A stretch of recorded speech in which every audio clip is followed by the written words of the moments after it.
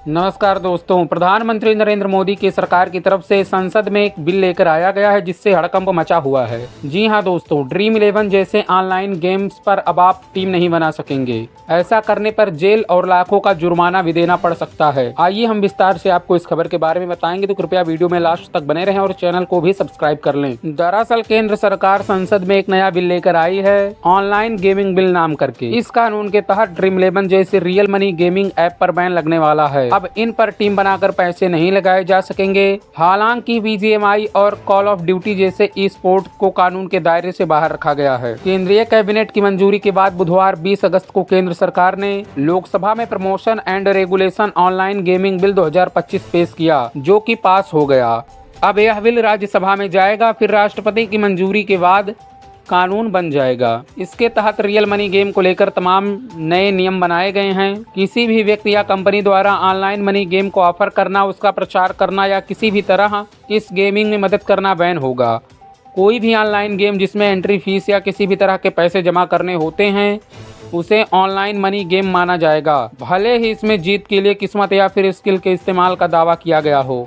सभी online money games के विज्ञापन पर पूरी तरह बैन लगाया जाएगा। बैंक या कोई भी फाइनेंशियल फर्म्स इन ऑनलाइन गेमिंग प्लेटफॉर्म के पैसे का ट्रांजैक्शन नहीं करेंगी। कानून लागू करने के लिए करीब 50 करोड़ रुपए खर्च करके एक नई संस्था बनाई जाएगी। केंद्रीय मंत्री अश्विनी वैष्णव ने लोकसभा में गेमिंग बिल पेश करते हुए बताया कि स्पोर्ट को इस कानून के दायरे से बाहर रखा जाएगा। ऑनलाइन मनी गेम ऑफर करने या होस्ट करने यानी गेम खिलाने वाले को 3 साल की सजा होगी। दोबारा ऐसा करने पर सजा बढ़ाकर 5 साल की जा सकती है। वहीं गेमिंग ऐप का प्रचार करने पर 2 साल की जेल और 50 लाख रुपए जुर्माना देना होगा।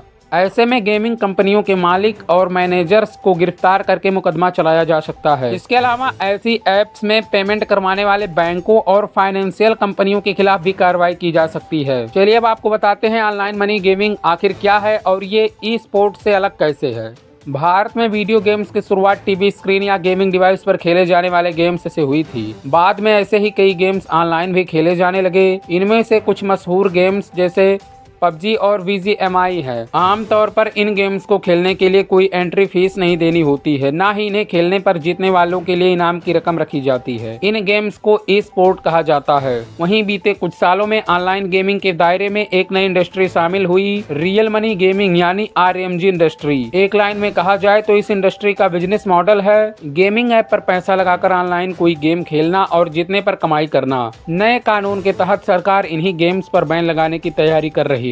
गेमिंग इंडस्ट्री में मनी गेमिंग की 86% हिस्सेदारी है।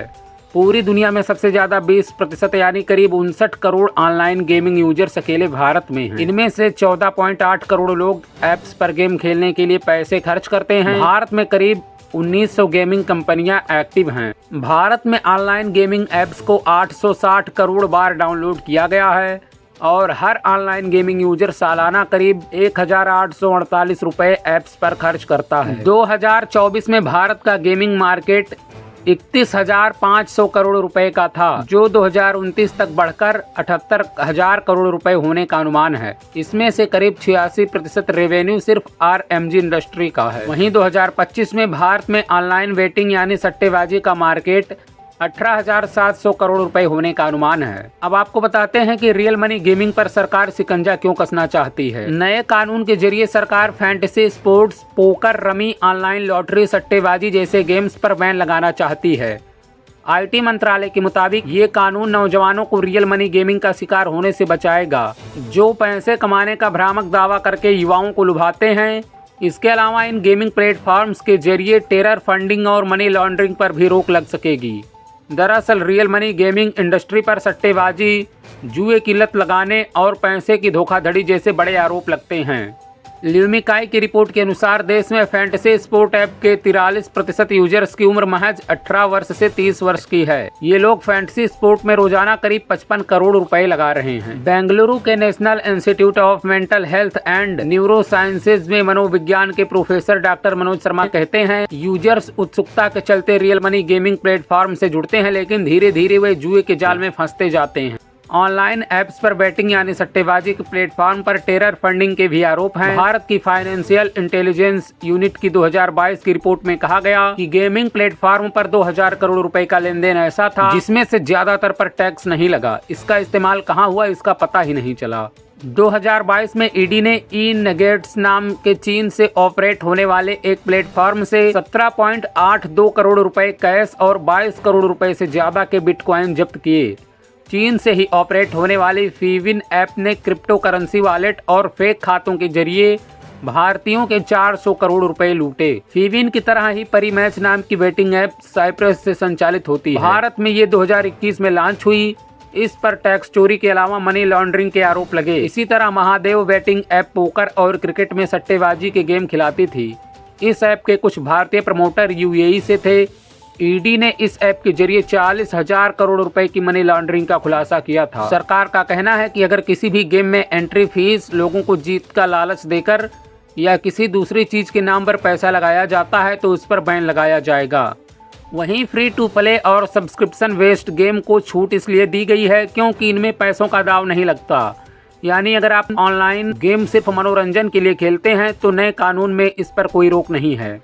इससे पहले रियल मनी गेमिंग को लेकर क्या कानून थे और नए कानून की जरूरत क्यों पड़ी? दरअसल रियल मनी गेमिंग की दो कैटेगरी हैं, स्किल बेस्ड गेम और game of chance. Gaming platform दावा करते हैं कि ludo, carrom, chess, poker, rummy जैसे ताश के पत्ते के खेल या ऑनलाइन फैंटेसी क्रिकेट गेम असल में स्किल बेस्ड गेम हैं, जिनमें यूजर्स का अपना दिमाग गेम की उनकी स्किल और अनुभव का इस्तेमाल होता है। वहीं ऑनलाइन कैसीनो गेम्स, रूलेट या स्लॉट मशीन के गेम, सट्टा वगैरह को गेम ऑफ चांस माना जाता है, यानी ऐसी गेम जिनमें स्किल नहीं वेटिंग यानी सट्टेबाजी चलती है और किस्मत के आधार पर जीत हार का फैसला होता है। भारत में पब्लिक गैम्बलिंग एक्ट 1867 के अनुसार स्किल गेम कानूनी है जबकि गेम ऑफ चांस अवैध है। 1957 में सुप्रीम कोर्ट ने भी एक फैसले में कहा था कि वह खेल जिनमें जीत हार स्किल से तय होती है उन्हें जुए की कैटेगरी में नहीं रखा जा सकता। इसी कानून का फायदा उठाकर ऑनलाइन गेमिंग कंपनियां अब तक गेम खिलवा रही थीं। पब्लिक गैम्बलिंग एक्ट के अलावा income tax act, price competition act 1955, lottery अधिनियम 1998, फेमा 1999 और जीएसटी कानून ऑनलाइन गेमिंग पर लागू होते हैं। लेकिन गेमिंग कंपनियां कानूनों में विरोधाभास का फायदा उठाकर अरबों का बिजनेस कर रही थीं। अब नए कानून के तहत स्किल बेस्ड गेम और गेम ऑफ लक का अंतर खत्म कर दिया गया है। तो चलिए जानते हैं क्या इस कानून से वाकई में रियल मनी गेमिंग पूरी तरह बंद हो जाएगी। दरअसल कानून तोड़ने पर सजा के प्रावधान हैं। ऐसे में भारत में रजिस्टर्ड कंपनियों को इस कानून का पालन करना होगा और पैसे लेकर गेम खिलाने का मॉडल बंद करना होगा। क्रिकेटर, एक्टर और मशहूर लोग अब ऐसे गेम्स को प्रमोट भी नहीं कर सकेंगे। हालांकि यह नहीं कहा जा सकता है कि ऑनलाइन प्लेटफॉर्म पर गेमिंग या सट्टेबाजी पूरी तरह रुक जाएगी, क्योंकि कई तरीके हैं जिनसे इस तरह के गेम्स सरकार की निगरानी से बचते हुए खेले जा सकते हैं। अब कुछ लोग VPN यानी वर्चुअल प्राइवेट नेटवर्क का इस्तेमाल करके ये लोग बैन वेबसाइट तक पहुंच सकते हैं। मिसाल के लिए आप ले लीजिए 2022 में PUBG मोबाइल को भारत में बैन कर दिया गया था, लेकिन कई यूजर्स VPN के जरिए इसे खेलते रहे। कई वेटिंग साइट पर बैन के बावजूद इन्हें थर्ड पार्टी वेबसाइट से डाउनलोड किया जा सकता है या इनके नए नाम या क्लोन के बतौर इन्हें फिर से लॉन्च कर दिया जाता है। जैसे वीगो लाइव की ऐप नए नाम टिकी के साथ भारत में दोबारा आ गई। कुछ सट्टेबाजी के सिंडिकेट टेलीग्राम, व्हाट्सएप वगैरह के जरिए भी चलते हैं। अब सवाल यह है कि अगर कानून लागू हुआ तो ड्रीम इलेवन जैसी कंपनियां और सरकार को कितना नुकसान होगा। दरअसल भारत में ऑनलाइन गेमिंग मार्केट अभी करीब 32,000 करोड़ रुपए का है। इसमें से 86% रेवेन्यू रियल मनी फॉर्मेट से आता है। गेमिंग मार्केट अभी 28% GST देता है, जिसे बढ़ाकर 40% करने का प्रस्ताव है। हर साल गेमिंग इंडस्ट्री सरकार को करीब 20,000 करोड़ रुपए टैक्स देती है। साथ ही इस इंडस्ट्री में करीब 25,000 करोड़ रुपए का विदेशी निवेश है, जिससे करीब 2 लाख लोगों को नौकरी मिली। इंडियन एक्सप्रेस की रिपोर्ट के मुताबिक 2024 में ऑनलाइन गेमिंग कंपनियों ने 23.5 हजार करोड़ रुपए की कमाई की थी। अब बैन के बाद सरकार को सालाना 25,000 करोड़ रुपए से ज्यादा का नुकसान होगा। वहीं ड्रीम इलेवन, रमी और बिंजो जैसी सभी कंपनियां भी पूरी तरह से बंद होने के कगार पर आ जाएंगी। दोस्तों, आपको सरकार का यह फैसला कैसा लगा कमेंट में जरूर बताएं और ऐसे इंटरेस्टिंग खबरों को देखने के लिए चैनल को भी सब्सक्राइब कर लें।